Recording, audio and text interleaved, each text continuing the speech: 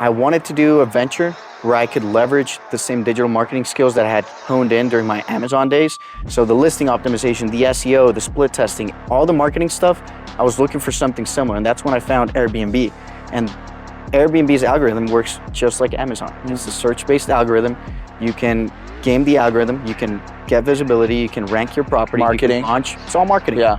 Right? So when I found that niche, I'm like, I'm going all in on Airbnb. Plus you had the cash flow because you have long-term rentals, like that's boring. Like I didn't want that. I wanted money now, today, right? I want money, now, I want it now. Exactly. Yeah. Today, right? I want, because people don't look at the data, right? In order to do good in Airbnb, you need to buy in the right market, but then you need to buy the right property with the right amenities. So identifying the right property means what's the bedroom count that is not saturated.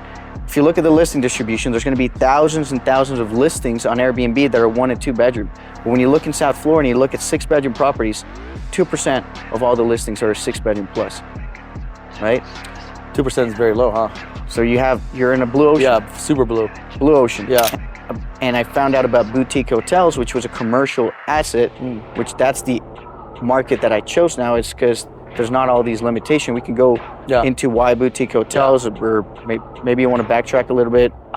Before we backtrack that, like the limitations, just explain a little bit more about the limitations of Airbnb, because the ones that I've heard about is that there's certain areas that you literally can do Airbnb in, there's certain cities, and then there's, Airbnb is not meant for you to make millions of dollars long-term unless you got in the game early. That's what it seems like. If you get into the game today, it seems like there's a lot of, I have 3 friends that want to get into Airbnb, and I'm like, look, I mean, you need to have a lot of connections, you need to know where to go. I had an Airbnb in San Diego, and then literally within first year we made like X amount, next year it shut out. Because they were like, yeah, we're shutting down Airbnb. I'm like, what is that? What do you mean? Like, so what were the limitations? That's the issue. Like that, going back to why we got into boutique hotels is regulations. It's only getting worse. I think Barcelona is completely prohibiting all short-term rentals in the near future. Do you know why? There's a lot of factors. I think here as well. Like, 100%. 100% prohibitive. Yeah. First, hotels are lobbying hard against them. Second, it brings a lot of like chaos to the city because it's like non-regulated. Like you don't have a lobby person. There's nobody there to like see what people are doing. So here, for example, it's the issue with minors. It's the issue that they drive property values or rents so high that locals need to move out. Now they can't even live in their local city. So I think it just drives a lot of issues that don't happen in a hotel. In a hotel, you got security, you got on-site teams, you have a license to operate as a hotel. You're not going to get shut down. Yep.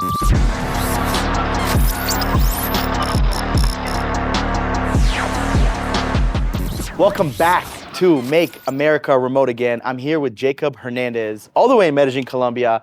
And I met Jacob at a charity about a week ago where we help this charity raise capital. So there was a couple charities there, and to donate money to help children here in Colombia.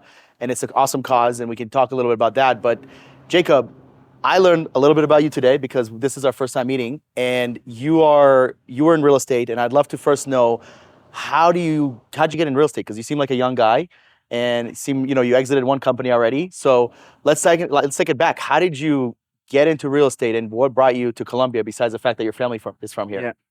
All right, that's a lot to digest right now, but going back, taking it back a notch. Born and raised here.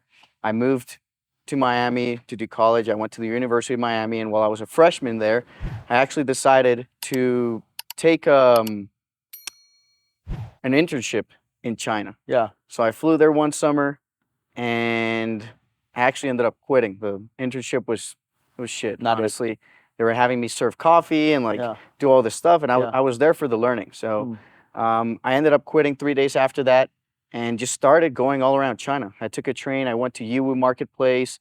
I went to Shenzhen, met with different suppliers, and I was figuring out what can I do? Because growing up, I saw my dad work a bunch. Like he's been grinding weekends, late nights, never having time for his family, just like straight grind, right? And I knew I wanted something different. Like I wanted to carve my own path. I wanted to have that freedom, location freedom, right? And that was always like inside of me, just like urging me. So I get back from China, had all these supplier connections, and I learned about Amazon, specifically FBA selling. So I started a wedding gift brand.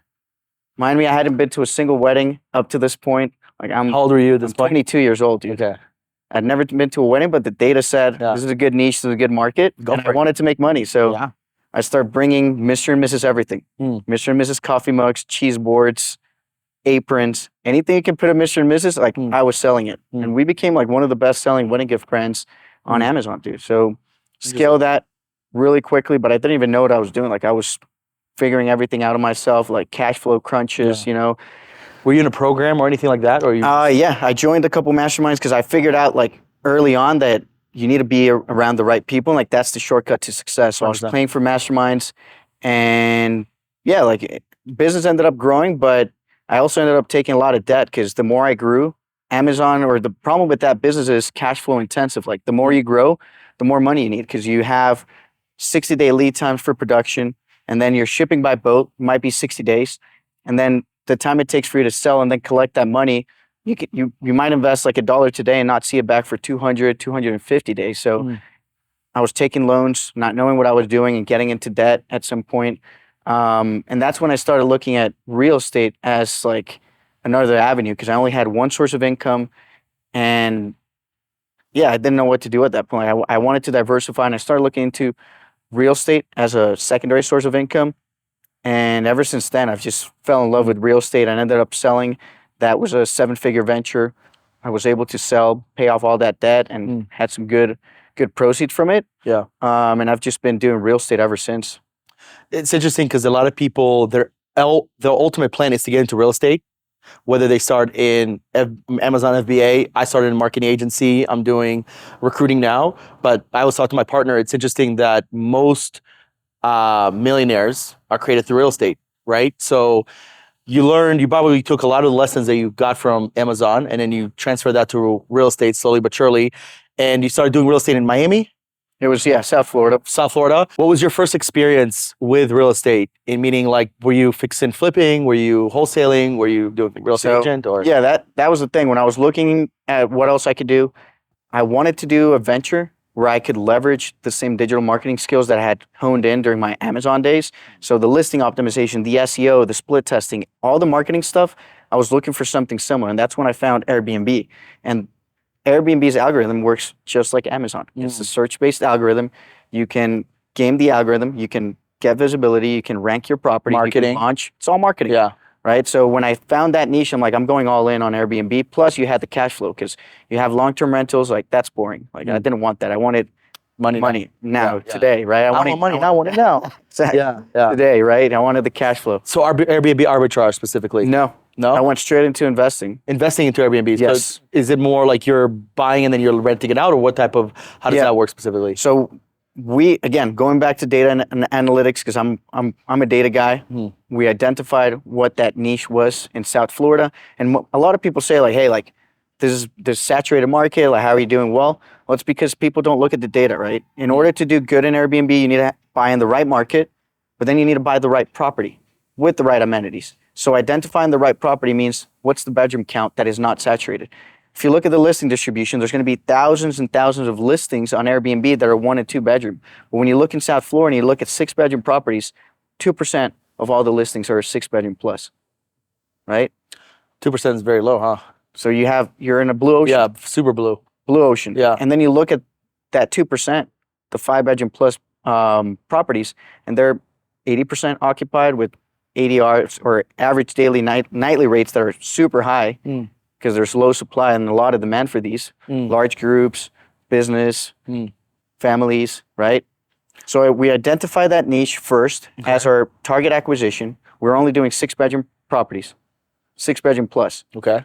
With a garage that we could convert into a game room. Okay. With the large outdoor area so that it had a pool and we could add a fake beach, volleyball court, indoor and outdoor cinema, spa, all the amenities. Like this was your own mini resort. And the final thing, it had to be waterfront. So like near with the ocean view and whatever, right? Lakefront. Lakefront, okay. It was cheaper to do lakefront, but people would pay just as much.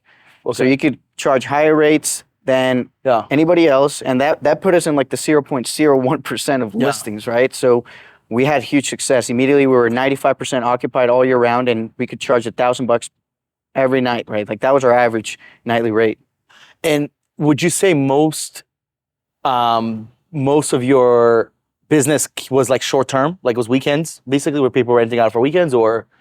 The good thing with big properties is people book for longer stays and they book far in advance. So you'll get people booking because it's large groups. They have to plan, right? Right. They're booking 60, 90 days in advance. So you already have confirmed bookings far in advance. Interesting. Like couples, last minute, you'll book the night before, right? For this, it's longer bookings. I think our average booking time was like 4 days. That was like our average. Wow. So it was good. That's huge. So then obviously that you start seeing some success there after the Amazon. And how long did you do this for?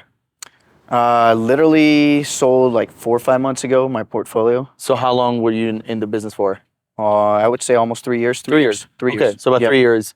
And you started doing this all over the States before we get to the acquisition? Was it all over the States or South Florida? It was all South Florida. Interesting. So we stayed between that because we needed the economies of scale in order for it to make sense. So we could have a property manager, the maintenance guy, like that's, which we'll get into after. Like that's one of the issues with scaling residential, which is not too scalable and it's hard to scale. But yeah, we try to stay close enough where we could leverage the same team, the current team that we had. Did you think you could do it remotely in another location? Was that a plan at any point? Like, hey, we always did it remotely because I'd been running this remotely the whole time. So let me take it back. Would you ever think about doing this like nationwide instead of just South Florida? Was that a possibility in your head, or was like, hey, let's just dominate South Florida? There's so much opportunity here. We don't need to leave. We just wanted to dominate one market. Okay. And get the economies of scale, and then move. Yeah. But it doesn't make sense to be spreading one property here and here and there, and like then you don't have a team, right? Right. I mean, it's especially with the business that you're in. You need people you need people to be there, right? As well, because they need to check out the property and they need to see how everything's going, make sure there's no damages. Yeah, of course. So then you did it for 3 years. What was your like biggest year in terms of revenue? Biggest year we did $1 million. Did $1 million. Okay, nice. So that's about 83,000 a month. How many properties at that point did you guys have? Yeah, we had. That was when we did $1 million, we only had 4. Wow. And before the acquisition, because each of our properties were doing 350K. And then this is where we would get into the acquisition side. That's when a private equity company knocked on my door. They brought this fund with them. And we started scaling the portfolio. So that was prior to the acquisition. We then did a joint venture, which ended up us merging and then them acquiring my properties. Very interesting. I'm very excited to talk to you about this because that's really, I believe that every business needs to be built to sell. Whether you're going to sell it or not, it needs to be built to sell. And it's something that I learned a little bit later in my business career, as in like last 2 years. But the more you learn, the more you grow, right? Absolutely. So you were doing that for 3 years, hit $1 million, then you had, you kind of merged with the company, and then did you already start burning out? Like, what did you have in the mindset that, okay, I want to exit at some point, do something else, or what was the strategy before you exited?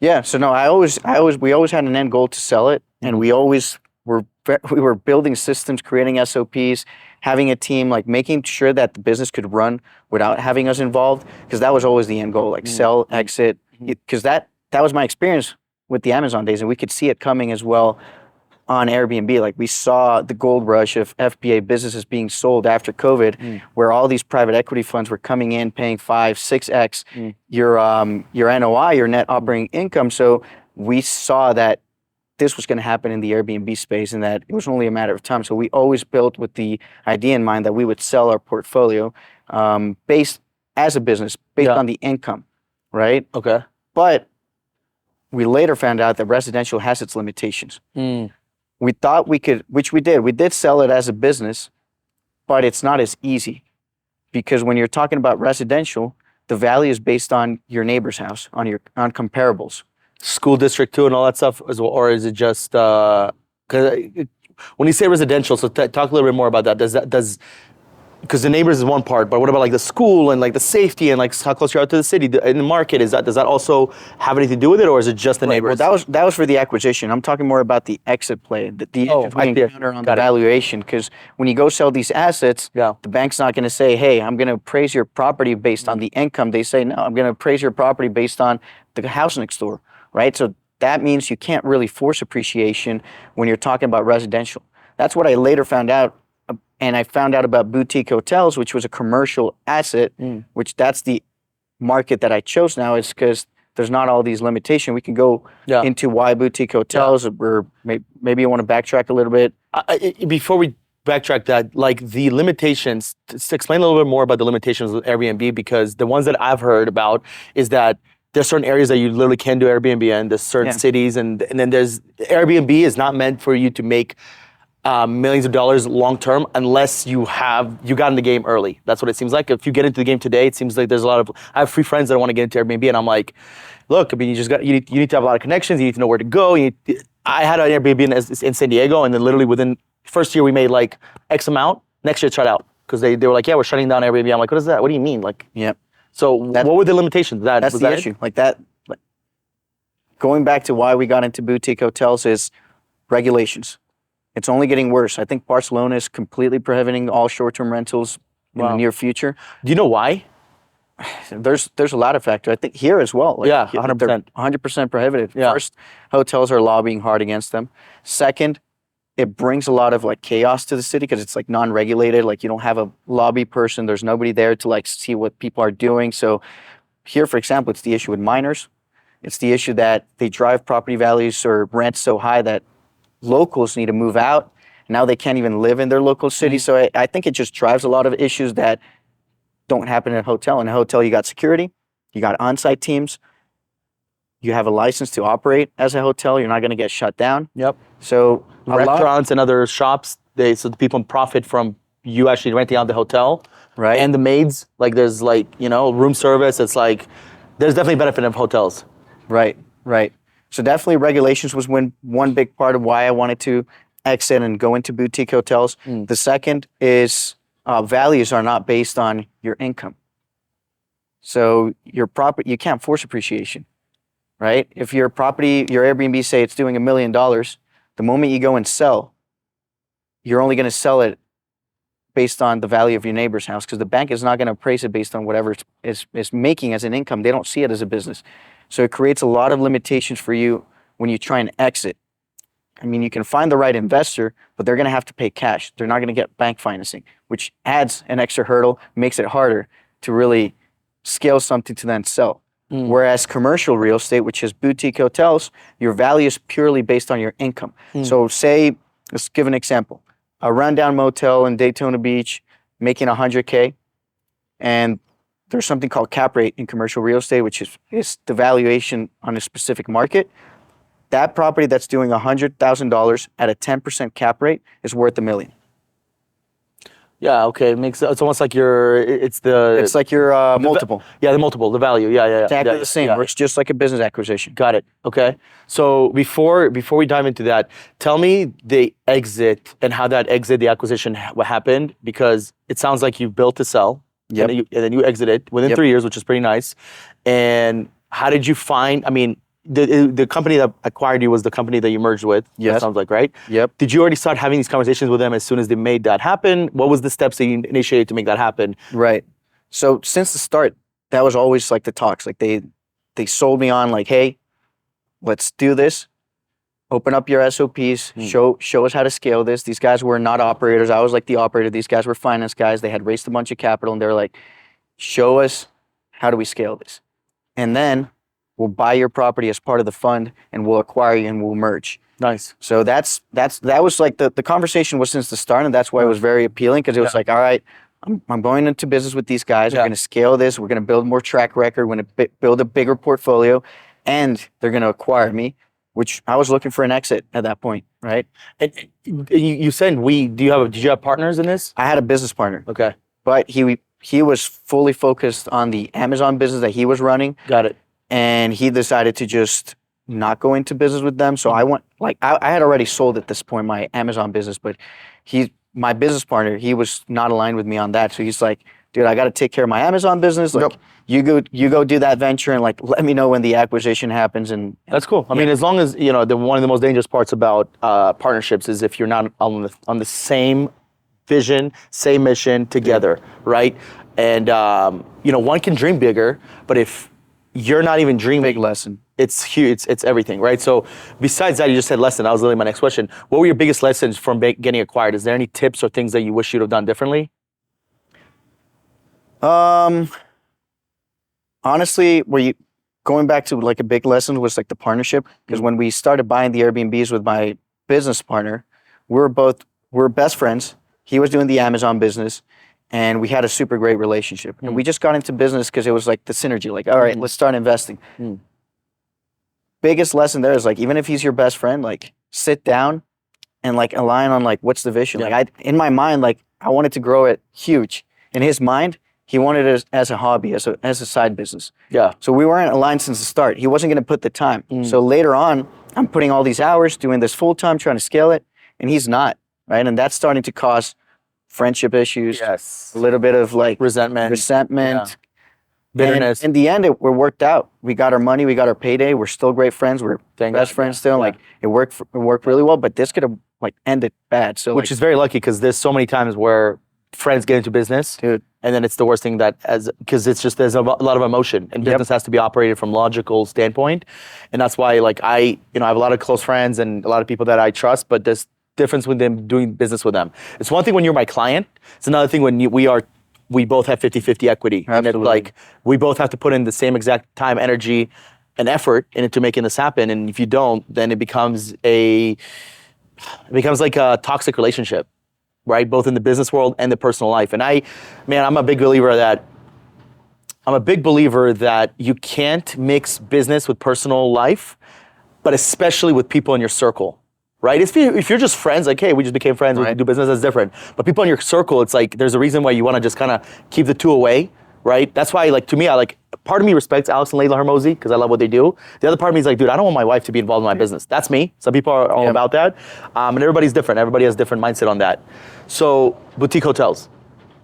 boutique hotels. That is, so we went from Amazon to Airbnb to boutique hotels. Yep. And I asked you if you know my buddy Nemo here, who has a hotel. I think they're I don't know if they're opening yet or if they finished building, but I know he's like there, basically in the finish line.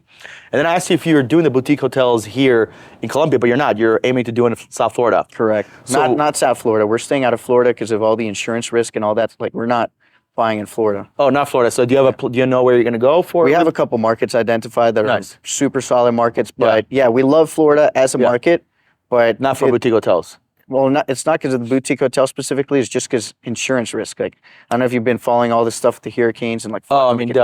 Tampa and Miami. Yeah. There might be a time when like these properties are not going to get insured. Like, you need to do self-insured, or because every year they're getting hit. Every year. Yeah, and now it's twice a year, March and September. So it's crazy. And the rates are crazy. Crazy. So it's a lot of risk, especially if you're raising capital to put your investors' capital in a market like that. So why did you not want to start with boutique hotels here in Colombia as like your first one? Test it out. Markets. Relatively cheaper here to buy. Why not here? We are doing one project here in Provenza. I'm an investor in one. Nice. But my ultimate goal is to be in the U.S. It's just a much larger market, easier to scale, financing. There's like a lot of limitations here with interest rates. I don't know, 15% right now or something like that. Like, it's So it's especially with the political change. I think it's political change, which we talked about earlier before the pod. Yeah. So that's gonna be huge. So explain to me and to the audience, like, what is the difference between a boutique hotel, like a regular hotel, and a motel? Yeah, or even an Airbnb. An Airbnb, yeah. So boutique hotel, I call it a hybrid between your flag hotel and Airbnb. It's Airbnb on steroids, right? So boutique hotel, it's anything between, I would say, like 10, like, it's not like an exact definition, but 10 units up to like 80. Anything after that, I would say, like, you're already like talking about like big flag hotels. So there's hotels that are like your Hilton, your Marriott, like those are not boutique. Your boutique are not branded. You make the brand. So you build the brand, you build the theme, you do the marketing, you bring the influencers, but it's the same principles to scale an Airbnb that take to run a boutique hotel. It's pretty much the same softwares. It's like it's a hybrid between both. Right? Marketing's the same. You list on all the same platforms, but the good thing about boutique hotels is the economies of scale. So the issue with Airbnb is when you buy one asset, that one asset, if you're killing it, might do $300K in a year. Revenue. That's crazy. And that's, I'm talking about like really good. 20K, 25K a month. But now now you have like a profit margin of like 40%. So it doesn't give you enough. And this is without like having like an on-site team, right? So it doesn't give you enough. It's not big enough so you're buying a job. You buy one asset and you actually have a job because you can't set up a property manager. You can't have a full-time maintenance guy. you're paying cleaners by Why? the scale. Like you're not making enough revenue. Oh, for one unit. But if you had like multiple, then yeah, okay, yeah. Well, that that's makes the sense. issue. Yeah. That's the issue. Like going back to like why we weren't scaling in other markets is because you buy one house, you need multiple in one area for it to make sense. But when you buy a hotel, you can go in any market. Right. Pick the market, and all we're looking at is this hotel doing more than 700K revenue per year? If I can project and it's going to do like at least 700K, then I can go in any market because I can hire a property manager, a full-time maintenance guy, a cleaning team. There's scale. I'm not buying a job. I'm buying a business. Like I'm buying something that can run for itself that doesn't need me involved. That's the issue with residential. And the problem with residential as well is you don't have everything that is standardized. So think about it. You have 10 properties with 6 bedrooms each. You're at 60 units. It's much easier to have a 60-unit hotel centralized in one place where all the light bulbs are the same, everything's standardized, all the doorknobs, than having 10 properties, 10 pools to clean, 10. That makes sense. Everything's different. Nothing's standardized. And now if you have 10 checkouts on the same day, your maintenance guy can't just split himself. No. He can only be at one of the houses. So now you need more people that would take to run a hotel. So some people like, dude, you run a hotel, it's crazy. Dude, no. Running multiple Airbnbs is crazy. Running a boutique hotel is not crazy. It's easier.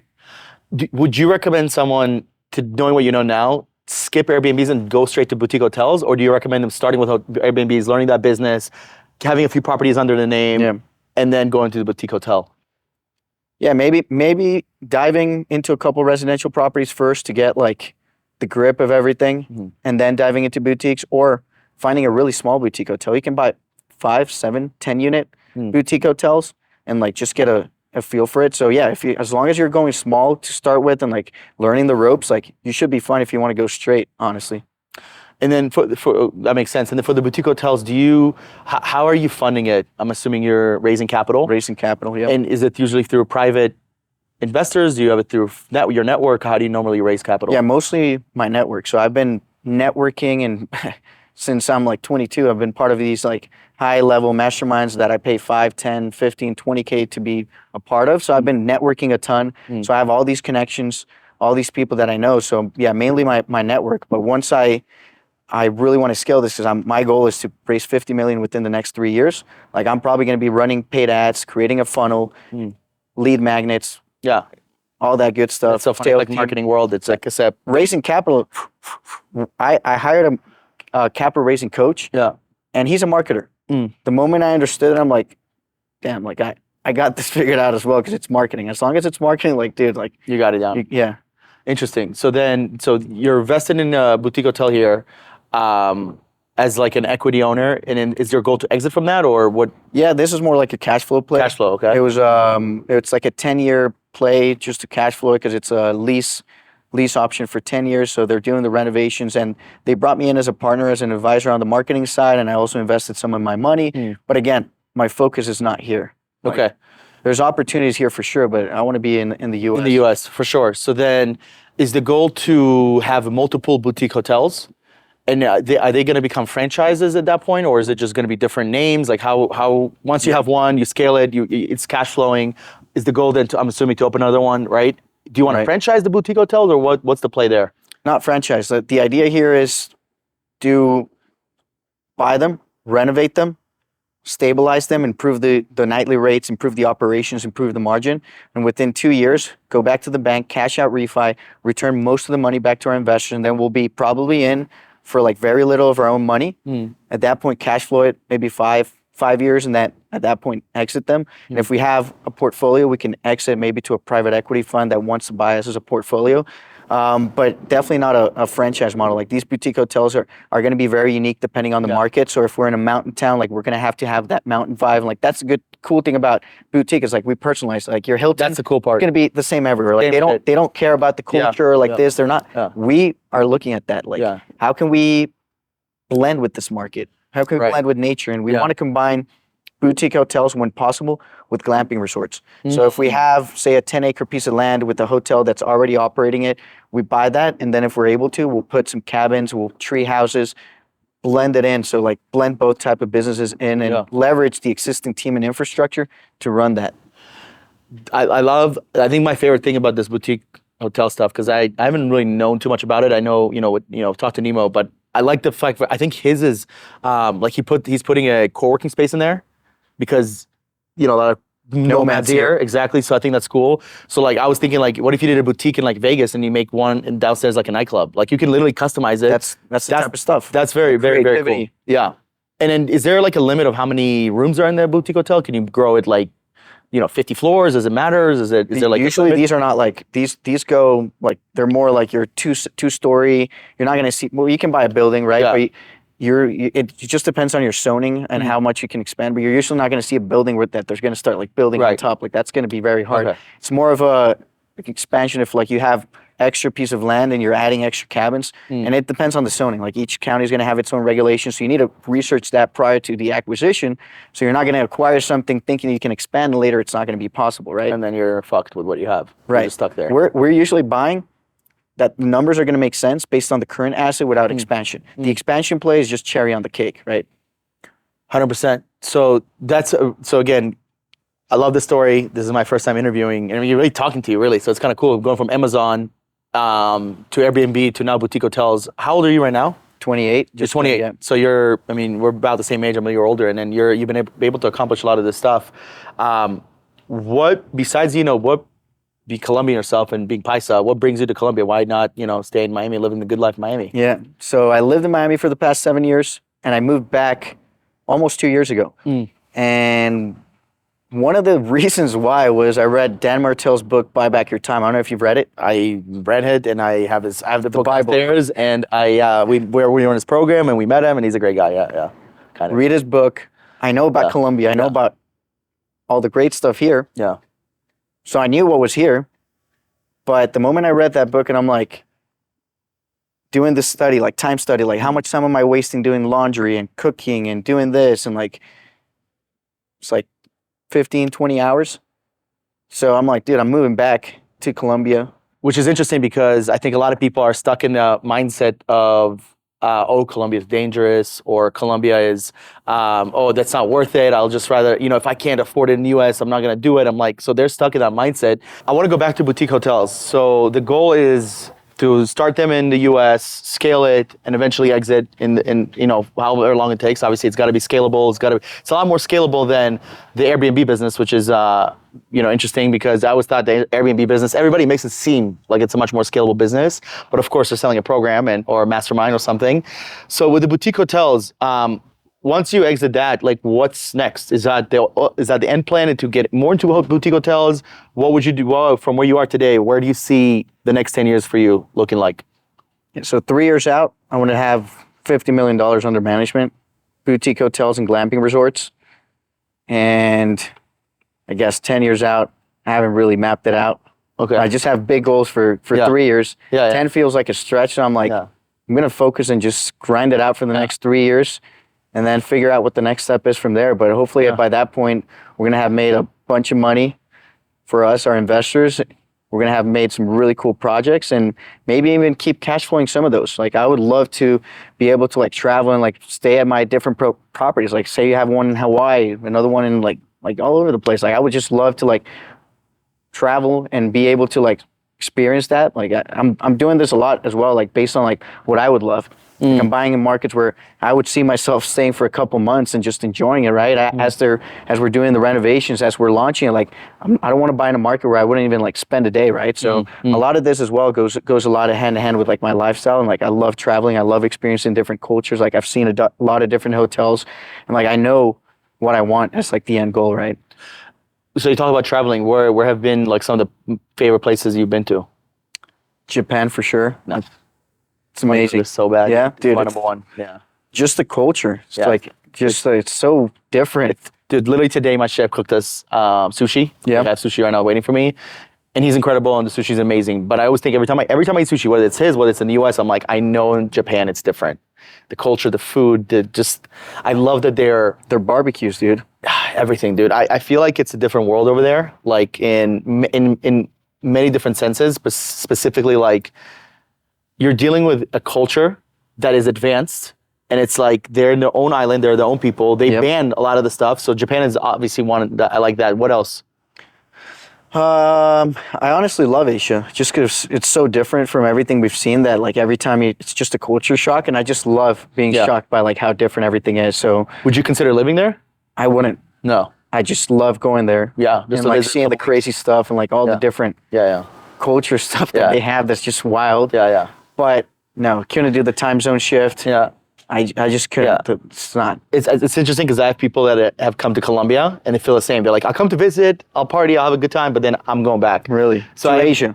No, to here, Colombia, and really South America, even Mexico. You know, people love Mexico. Like I like Mexico as well, but they'll go there for like a week or two, but they can't live there, and I find that fascinating because I feel like living in Colombia, you learn, even though it's a completely different culture, because it's so different, you get used to different.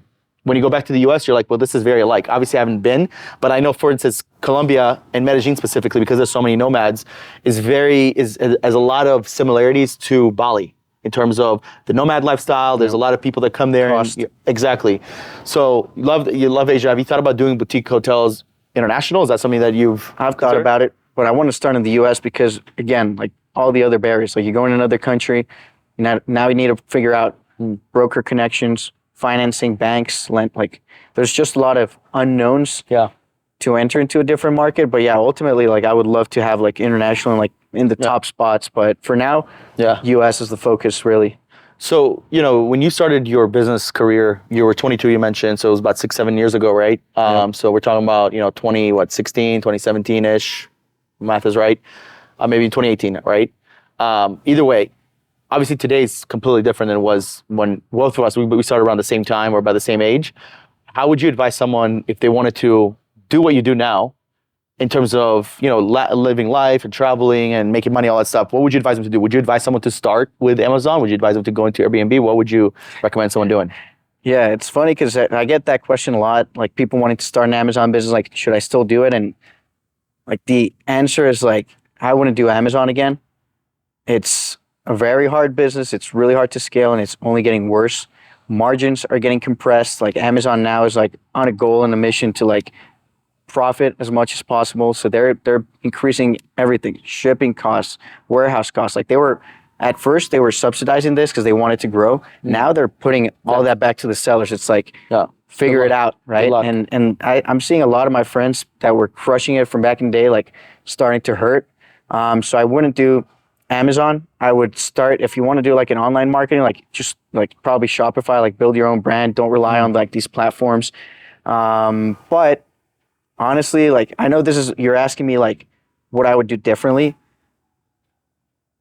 I would look, the only problem here is the cash, but I would look to acquire businesses that are already running, that already have an infrastructure, because 7 out of 10 businesses fail. So why are you going to be the one running that risk when there's proven deals that you can find? So what I would do differently, I would look for a business that I can get seller finance on and save them a bit of money and just find somebody that's ready to retire, that has a business that's been running for 20, 30 years. They have proven demand, proven customers, and I would acquire a running business. And then I would apply the digital marketing, all the stuff that we know, the younger generation, into that boring business. So I would probably go straight into like acquiring a business, partnering up with somebody that has money, finding the deal, but I wouldn't start a new business. And part of why I love the boutique hotel space is because we're already buying assets that are running, that already have, even if it's a motel, but you already know there's at least proven, there's a foundation there. There's people that are,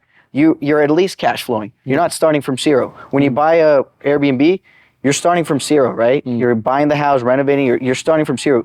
The motel, like you already know there's revenue, there's demand in that market, even if it's lower, and you can improve it. That's the same principle with acquiring businesses. It's like you're buying something existing that you can improve. Yeah, it's the best model, honestly. The only problem is cash, right? So like the goal, like for my business partner and I, is eventually to start, buying company, and we have equity in a few companies now, but yeah, the thing is you need cash, right? So what happens if you don't have cash? You don't, especially if kids are, when we were 22, 21, I didn't have cash, so I couldn't acquire a business. So I'm just interested. Obviously there's a right or wrong answer, but someone like you that's made it this far, if you were 22 years old today and heading to 2025, what business would you get into in order to make your first million?